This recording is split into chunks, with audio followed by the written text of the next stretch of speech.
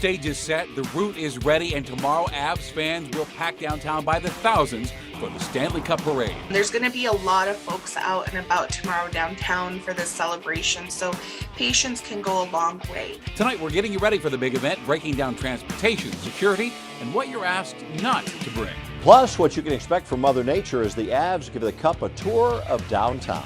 An evening stroll takes a sudden turn. It's kind of a whirlwind when something like that's happening. It's dark, it's scary. A woman left shaken and concerned after her dog is attacked by other dogs off their leashes.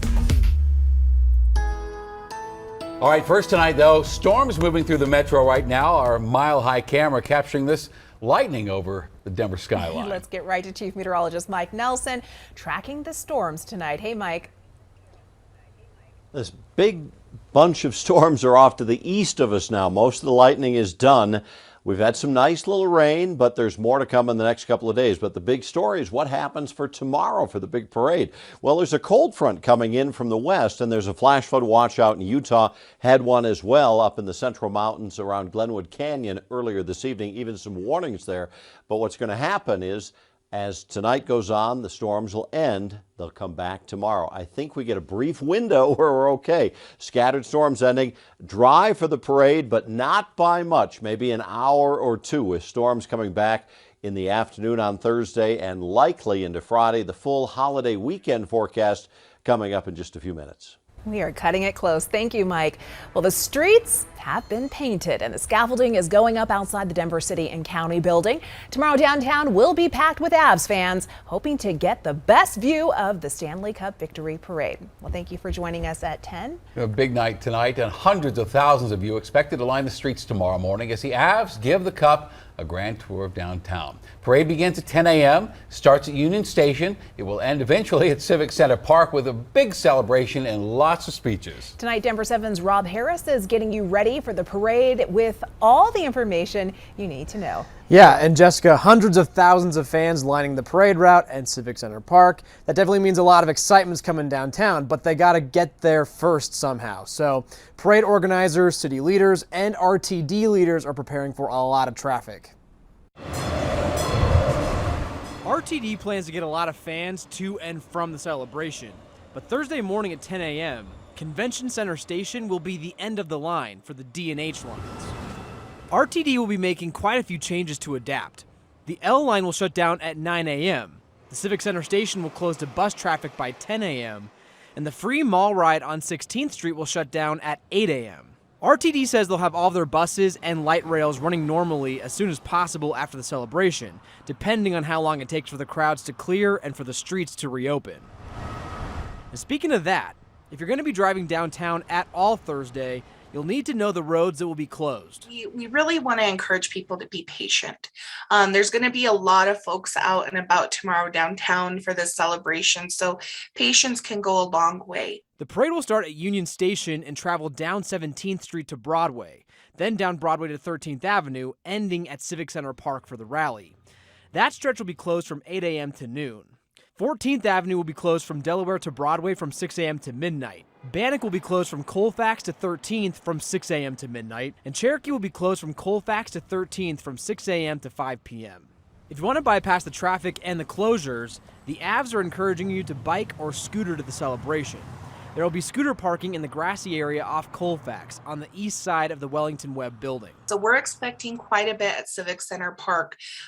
We know that we're going to have a VIP area as well as our Avalanche players, and then a lot of members of the community. The rally at Civic Center Park starts at 9 a.m. and city officials tell me people can show up as early as 7 a.m. to get that perfect spot. The parade starts at 10, and parking in garages downtown is probably going to cost you more with event pricing. So if you'd rather not make your way through the traffic that comes with those hundreds of thousands of Avs fans, not to worry, because we got you covered all morning with parade coverage on air, and we're going to stream it online too. Jessica? It's going to be a fantastic morning. Thank you, Rob. And with hundreds of thousands, if not more, planning to attend the parade, safety will be critical. Denver's Office of Emergency Management asks that fans keep their distance from floats and not run alongside them. Parents should also write their name, address, and phone number on a piece of paper and place it in their child's shoe in case you get separated. Carry an emergency health card with your information.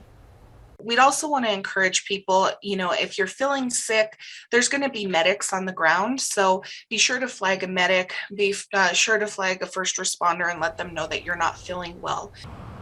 The American Red Cross will also be at the parade providing water and first aid assistance. As far as a police presence, Chief Paul Pazin told us earlier this week that staffing will look much like it did during Stanley Cup game days. With so many people expected at the parade, space is going to be tight. So organizers now are asking fans, be mindful of that and limit what you bring. Now the city's asking fans not to bring the following, okay? This is not to bring chairs or seating of any kind, blankets, tarps, even beach towels. Do not bring umbrellas. Also, don't bring large bags, and that includes backpacks or beach bags. Don't bring inflatable objects like a beach ball or a latex balloon. And the city also wants people leave your dogs at home, of course, with the exception of service animals. And it's been 21 years since the Avs last held a victory parade. And that year, the parade was led by a group of young hockey players. Now all grown up, some of the players talked with Denver 7's Ann Trujillo about their memories from that parade and how the Avs and how hockey shaped their lives. Stanley Cup Parade, 2001. Everyone's sweating out there, but I just think everyone's so excited to be a part of something so special. Every street we turned on, there was just seas of people, and everyone was going nuts. I don't have bonds like I do with my hockey buddies, Right. It is a different thing. It's always been a part of my life, so I just don't really know life without hockey. Now, 3 of those players who led the parade would be drafted into the NHL, including a goaltender, Richard Bachman, who played for several NHL teams. And you can watch Ann's full story, and I encourage you to. It's up on thedenverchannel.com. And as we said earlier, if you can't make it to the parade, don't worry about it. You can watch it live right here on Denver 7 and on thedenverchannel.com. Our coverage begins at 4:30 a.m., our special parade show at 9:30. After a 2-year hiatus, the Denver Pride Fest came back in record-breaking style. Event organizers tell us over 500,000 people showed up to the 2-day festival. Over $1 million were raised for the Center on Colfax, an organization that has programs for the LGBTQ+ community in Colorado. About 12,000 people marched in the Pride Parade, and more than 480 volunteers helped throughout the event. A violent example tonight of why the city of Denver has leash laws. Denver 7's CB Cotton with this cautionary tale. Oh, Stella, is that your belly? This 3-year-old Mastiff, Stella, loves belly rubs and exploring. So here, Denver's 155-acre undeveloped Park Hill Golf Course seemed like the perfect place for a leisurely stroll. This was a special treat. And last Monday, Stella was on a leash while her foster mom, Jocelyn Alpaw, walked her. But things took a turn when 2 other dogs ran over. There was one dog on either side of her, so that's why there's so many tears too, because they were both pulling her in opposite directions. Alpaw says the dogs violently attacked Stella, leaving her with at least 15 puncture wounds. Alpaw isn't sure where the dogs came from or who owns them, but she says the dogs appeared to be well kept. That was the worst part, that she was just really helpless. And while Stella's wounds are now healing, you can see that there's stitches in some of them. Alpaw hopes her story will remind other owners about etiquette and the city's leash law. You've got to respond. You've got to then make adjustments to ensure that they're not getting out. And these dogs might not be a dog that's going to attack, but it's for the dog's own safety. According to a spokesperson for the city of Denver, it's unlawful for any dog to be running loose in the city unless the dog is in a designated off-leash enclosure, like this one, Fuller Dog Park. These are rules Alpaw hopes others will abide by. I'd love to be able to go to any of the parks and be able to walk any of my dogs. For the safety of her fosters and the safety of your pets. We all love dogs. We just want good encounters with all of them. In Denver, I'm CB Cotton, Denver 7. And dog owners caught violating Denver's leash law can face citations and fines. As more children get vaccinated for COVID-19, some parents say an Arvada Daycares vaccination policy is creating concern. In an email to parents, the owner of Foundation's Early Childhood Education says children will be required to stay home for 7 full days after each dose of the vaccine. They cite many unknowns about the vaccine, writing, "Our fear is that a child will have an injury or side effect from the vaccine while in our care, and the school employees will be held liable." Parents are now saying they're worried the extreme policy will be a hardship and a health risk. We're forced to either sign this form or find other care. The State Department of Human Services oversees daycares. They tell us they're working to provide resources and education to this provider. COVID-19 is not a required immunization, so Foundations is not violating licensing rules.